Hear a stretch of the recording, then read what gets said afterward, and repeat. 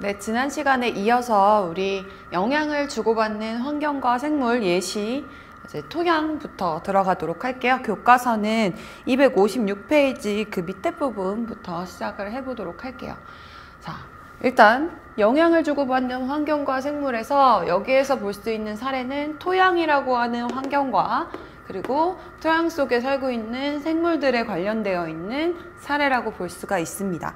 우리 교과서에 나와 있는 그 문장을 한번 보게 되면은 토양 속의 미생물은 동식물의 사체를 분해해서 생태계에서 물질을 순환시키는 역할을 한다라고 했어요. 지금 여기 보게 되면은 토양 속에는요, 뭐 이렇게 나무의 뿌리도 있을 수 있지만 낙엽과 같이 이런 것들이 토양 위에 쌓여 있고, 그리고 생물이 죽게 되면 사체가 있죠. 이 사체를 분해를 통해서 에너지를 획득하는 애들을 누구라고 얘기를 했었죠? 그쵸, 분해자라고 얘기를 했었거든요. 분해자의 대표적인 예라고 볼 수 있는 게 세균이 있었는데, 그 세균이 생물의 사체를 분해를 하게 되면 이 사체가 생물을 구성하고 있는 성분들이 거의 대부분 유기물인데, 걔네들이 분해가 되면서 이 사체가 분해가 되면서 무기물의 형태로, 무기 양분의 형태가 되게 돼요. 그거를 누가 만들어주냐면 분해자가 만들어주게 돼요. 그럼 무기물의 형태로 이 토양 속에 녹아 들어가면서 토양의 성분이 어떻게 될까요? 토양의 성분을 변화시킬 수가 있겠지. 그러면 큰 틀로 보게 되면은 분해자라고 하는 요 분해자라고 하는 요 생물적 요인에 의해서 토양 성분을 변화를 시킨 거라는 그런 사례라고 볼 수가 있겠죠. 그럼 이 사례에서 볼 수 있는 것, 분해자에 의해서 토양 성분이 바뀌었다. 즉, 생물적인 요소에 의해서 비생물적인 요소가 변했다라는 거를 알 수가 있으므로 이 사례는 작용과 반작용 중에 어떤 사례에 해당이 될까요? 그렇죠. 반작용에 해당이 되는 사례라고 볼 수가 있습니다. 그 다음에 두 번째, 토양의 깊이에 따라서 공기의 함량이 다르며 이에 따라 분포하는 세균의 종류도 달라진다라고 하네요. 자, 토양이 이렇게 깊이가 있는데요. 당연히 지표 부근이랑 가까운 곳에는 공기가 더 많이 노출될 수가 있겠죠. 이쪽 지표 부근에 가까운 이쪽에는 공기 함량이 많을 것이고, 이쪽은 공기 함량이 어떨까요? 적겠죠. 그쵸? 깊이 들어가면 들어갈수록 공기 함량이 적을 수밖에 없을 거예요. 그러면 만약에 여기에서 이제 토양에 사는 생물이 있어요. 대표적으로 이제 세균이 있다라고 쳤을 때, 세균 중에서도 공기를 굉장히 좋아하는 생물이 있을 수 있고 공기를 싫어하는 생물이 있을 수 있어요. 그러면 공기를 좋아하는 생물은 공기가 많은 쪽에 이렇게 분포를 하겠죠. 보통 호기성 세균이라고 하는데, 이런 호기성 세균, 즉 산소를 좋아하는 그런 공기를 좋아하는 세균들은 보통 지표면 부근에 분포할 것이고, 혐기성 세균이라고 하거든요. 혐기성 세균은 기체를 싫어하는 거, 공기를 혐오하는 그런 세균이에요. 걔네들은 비교적 깊은 토양에 분포를 하겠죠. 이거 우리 빛의 파장에 따라서 해조류의 분포, 요거랑 비슷한 사례, 이제 육지 버전이라고 생각을 하시면 되겠죠. 즉, 토양 속에 포함되어 있는 공기 성분의 함량에 따라서 분포하는 세균들이 달라지게 된다라는 것을 통해서 토양 속의 공기 성분이라고 하는 환경 요소에 의해서 세균의 분포를 결정짓는 거니까, 그래서 토양이 생물에게 미치는 영향이다. 이거는 뭐라고 볼 수가 있을까요? 요 사례는? 그쵸. 작용의 사례라고 볼 수가 있겠죠. 요 사례죠. 요거. 지금 공기에 의해서 공기 함량, 토양의 공기 함량에 의해서 세균의 분포가 결정짓는 거는 작용의 예시라고 볼 수가 있겠죠. 작용의 예시다. 그래서 두 번째 우리 나와 있는 그 내용은 작용의 예시라고 볼 수가 있겠고요. 마지막, 낙엽이 지속적으로 쌓이면 토양의 성분이 변한다. 지금 낙엽이 있네요. 이 낙엽은 어떤 애죠? 식물이 가지고 있던 잎이 떨어져 있던 거예요. 그러니까 이 낙엽이라고 하는 거는 생물적 요인이라고 볼 수가 있어요. 생물적 요인이 물론 죽은 거, 사체에 해당하는 그런 생물적 요인이요. 이 토양에 계속해서 쌓이게 되면은 역시 얘네들이 분해자나 이런 거에 의해서 분해가 된다거나 아니면 얘네들이 자연적으로 이제 토양에 흡수가 될 수가 있겠죠. 그러면 토양 성분이 역시 변할 수가 있겠죠. 그러면 이 낙엽에 의해서 토양 성분이 바뀌는 거니까 생물적 요인에 의해서 환경적 요인이 변화가 되는 것이니까 얘도 역시 생물이 환경에게 미치는 영향인 반작용의 예시다 라고 볼 수가 있겠죠. 그래서 이렇게 이 토양에서 볼 수 있는 작용과 반작용의 사례들을 세 가지를 이제 살펴보았어요. 그래서 잘 여러분들이 그 문장을 읽고서 이거는 어떤 요인이 어떤 요인에게 미치는 영향인지를 파악할 수 있으면 됩니다. 네, 다음은 이제 영향을 주고받는 환경과 생물. 다음 예시로는요, 온도라고 하는 환경적인 요인과 생물의 영향을 보도록 할 거예요. 자, 그래서 우리 교과서 우리 257쪽에 보게 되면은 지금 여우 2마리가 나와 있는데요. 얘네들 같은 여우인데도 불구하고 살고 있는 서식지가 달라서 이렇게 모습이 다르거든요. 그래서 조금 더 그 내용을 잘 보이기 위해서 선생님이 다른 사진을 준비를 했어요. 얘네들 다 여우인데요. 이 친구는 북극에 사는 한대 지방, 굉장히 추운 지방에, 그러니까 온도가 굉장히 낮은 지역에 사는 여우이고요. 여기에 있는 사막 여우는 난데 온도가 사막이니까 덥고 건조한 환경이겠죠. 이런 데에서 사는 여우가 있고요. 이거는 평균 온도, 온대지방. 우리 지금 그냥 흔히 살고 있는 온대지방에서의 여우를 볼 수가 있어요. 얘네들의 모습을 보게 되면 가장 먼저 차이가 나는 게 뭐가 있을까? 일단 귀, 말단부의 모양이 제각기 다른 걸 볼 수가 있어요. 말단부의 모양. 즉, 한대지방으로 갈수록 말단부의 크기가 작아지는 걸 볼 수가 있죠. 즉 온도, 기온이 낮아지면 낮아질수록 얘네들이 가지고 있는 부속지, 말단부의 크기가 굉장히 작아지고 있어요. 왜 그럴까요? 우리 몸이 가장 열을 뺏기기 쉬운 그런 부분이 바로 이 말단부예요. 그래서 사실 겨울이 되면 이제 조금씩 추워지고 있잖아요. 겨울이 되게 되면은 어디가 제일 시려워?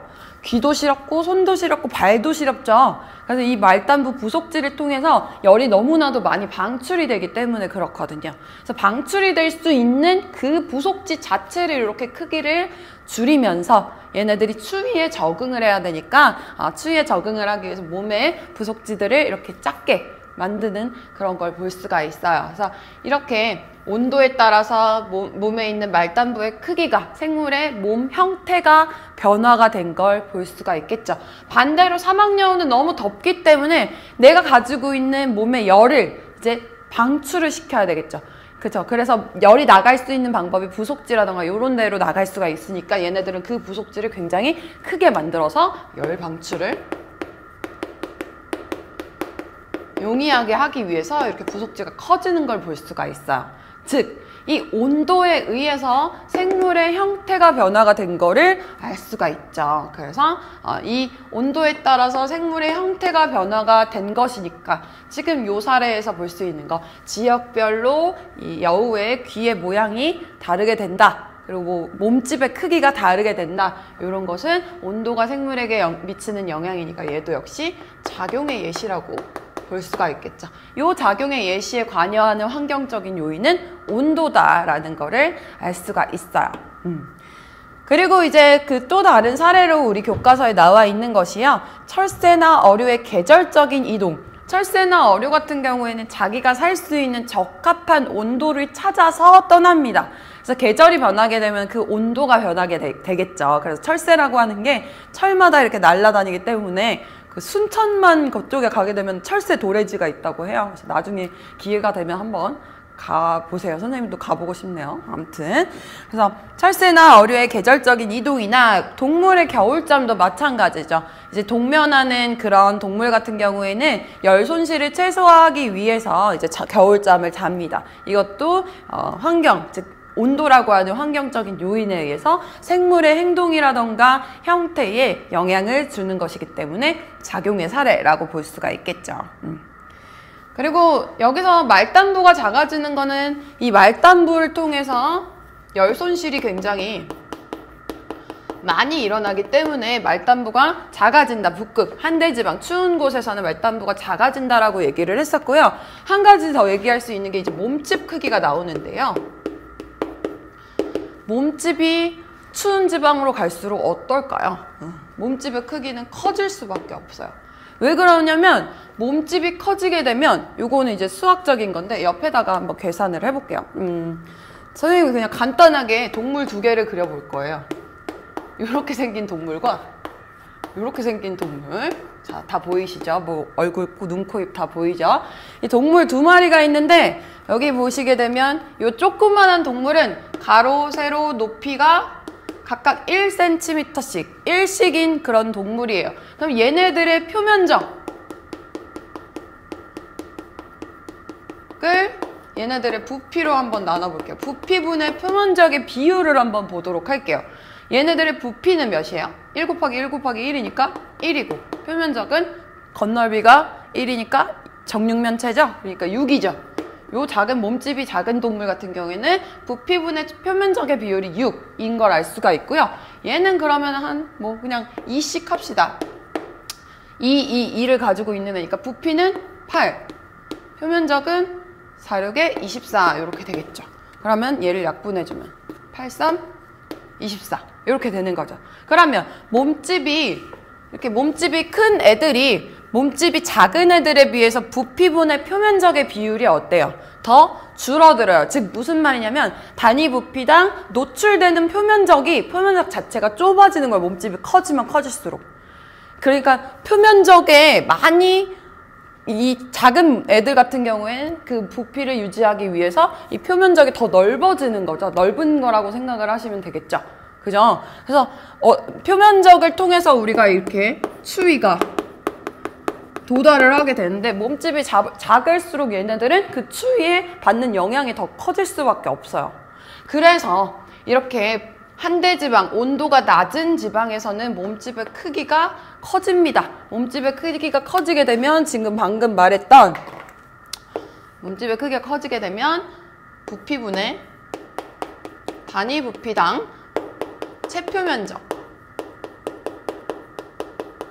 체표면적의 비가 어떻게 되니까 몸집이 커지면 당연히 요게 작아지게 되니까 역시 이렇게 되면 몸집이 커지게 되면은 열 손실이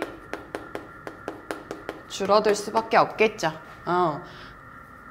그래서 이렇게 되는 거예요. 그래서 다시 한번 정리를 하면은 온도가 낮은 한대지방의 북극여우가 귀 모양이 짧고 몸집이 큰 이유는 말단부를 통해서 열 손실이 일어나기 때문에 말단부를 작게 하면 열 손실도 역시 어떻게 돼요? 감소를 하겠죠.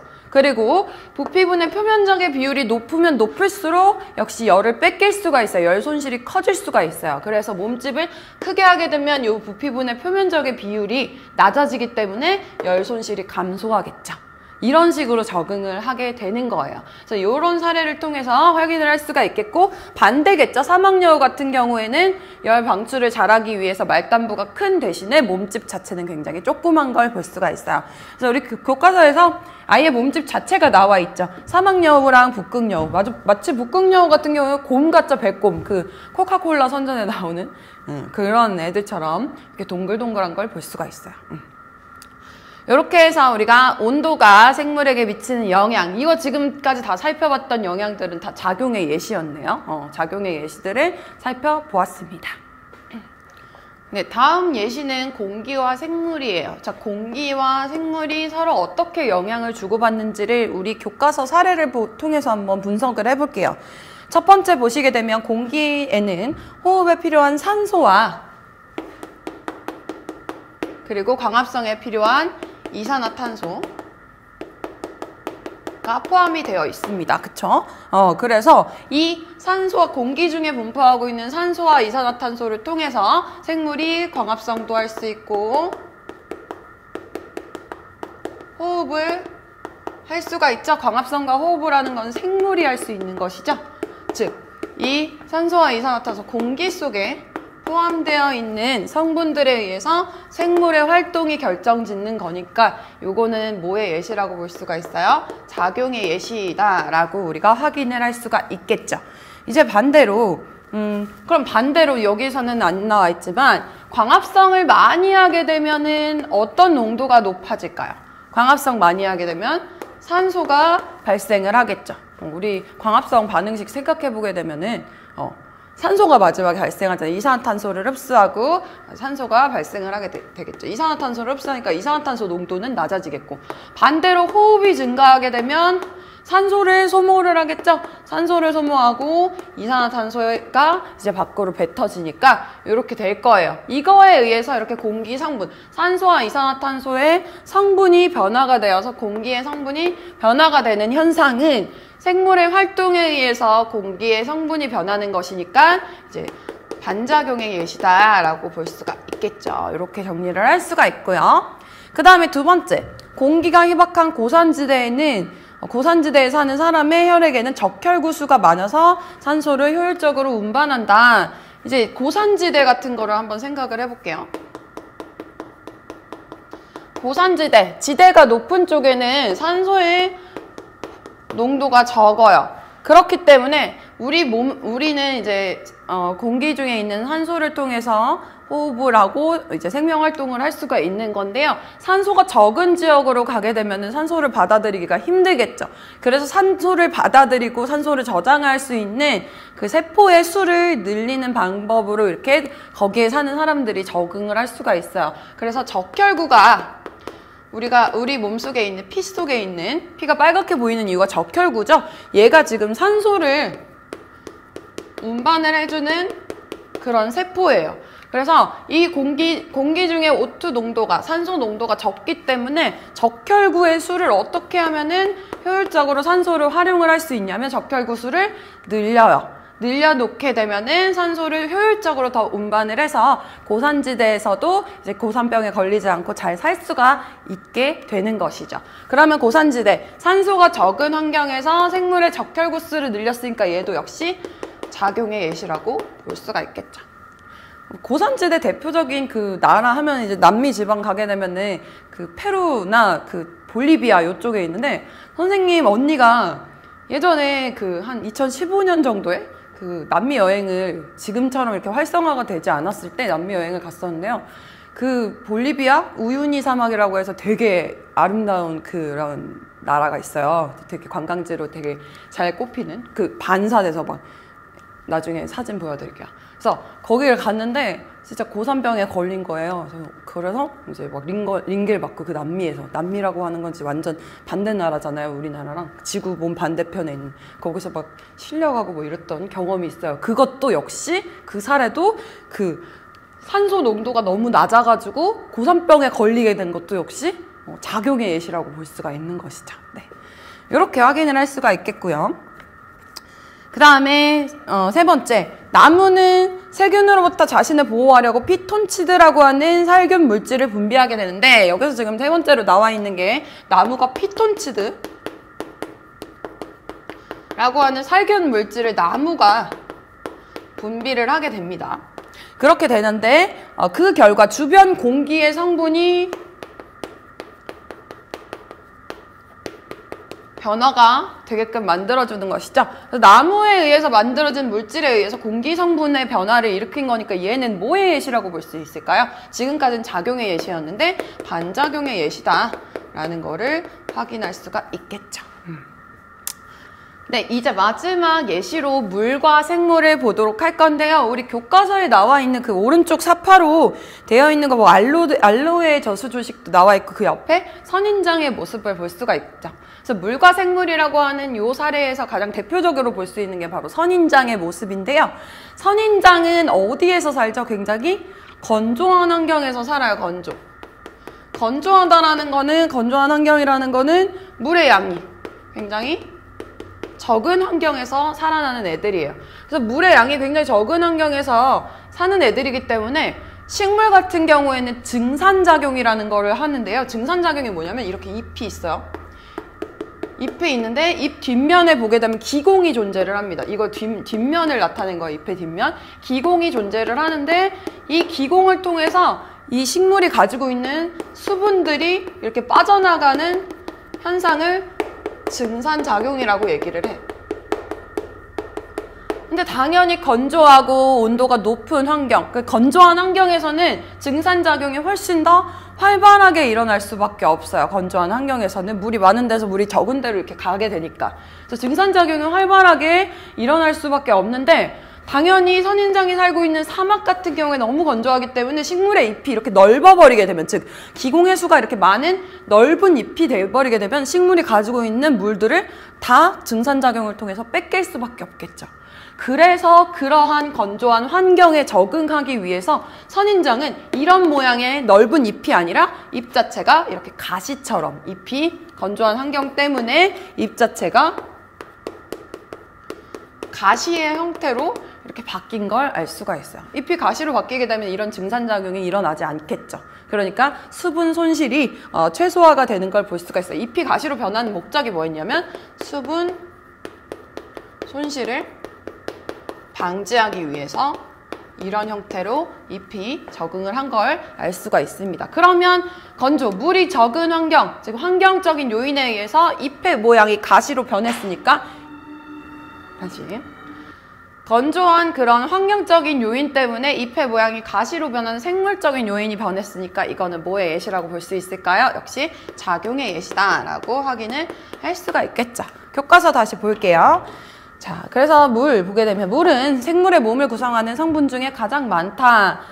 그쵸? 그래서 수분 손실이 일어나게 되면 안 돼요. 우리 몸의 한 70% 이상이 물로 해당이 되기 때문에 그 물을 지키기 위해서 우리가 여러 가지 활동들을 하고 이제 적응을 하게 되는 것이죠.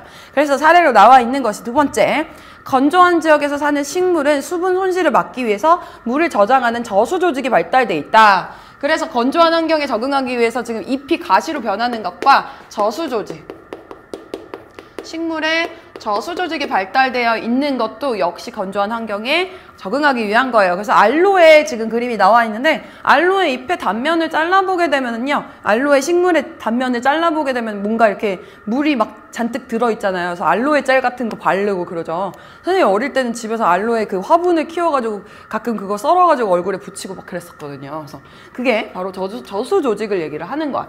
그러니까 물이, 외부에 물이 너무 부족하니까 내 몸에 일단 물을 이만큼 이렇게 축적을 해두는 거죠. 마치 댐을 우리 몸에다가 설치한 것처럼요. 그래서 저수 조직이 굉장히 잘 발달되어 있는 거죠. 그리고 또 잎이 가시로 변해서 수분의 증발을 막게 된다. 잎이 가시로 변하게 되면 수분 손실을 방지를 하게 된다. 이 두 가지 예시 모두 작용의 사례라고 볼 수가 있는 것이죠. 네, 이렇게 해서요, 우리가 빛의 세기부터 물까지 총 6가지의 환경과 그리고 그 환경에 적응하는 그런 생물들의 사례들, 즉 영향을 주고받는 환경과 생물의 사례 6가지를 공부를 했습니다. 여러분들이 이건 이제 그림으로 나오거나 아니면 문장으로 서술되어 있을 때 이게 과연 어떤 요인이 어떤 요인에게 미치는 영향, 즉 작용인지 반작용인지를 찾을 수 있어야 되고요. 지금 뭐 이 교과서에 나와 있는 선생님이 설명한 내용들 정도는 다 기억을 할 수 있어야 합니다. 그래서 이제 정리를 하고 이번 시간 마치도록 할게요. 257페이지 개념 정리하기 보시면, 생태계 내에서 비생물적 요인이 생물의 생활 방식에 영향을 주는 것, 생활 방식뿐만 아니라 뭐 몸에 그 생물의 형태에도 영향을 줄 수 있는 그런 걸 뭐라고 얘기를 하죠? 바로 작용이라고 얘기를 했어요. 그 다음에 생물의 생명활동 결과 비생물적 요인이 변하는 것을 반작용이라고 이야기를 하죠. 그래서 작용과 반작용의 예시 여러 가지를 살펴보았습니다. 여기까지 하도록 할게요.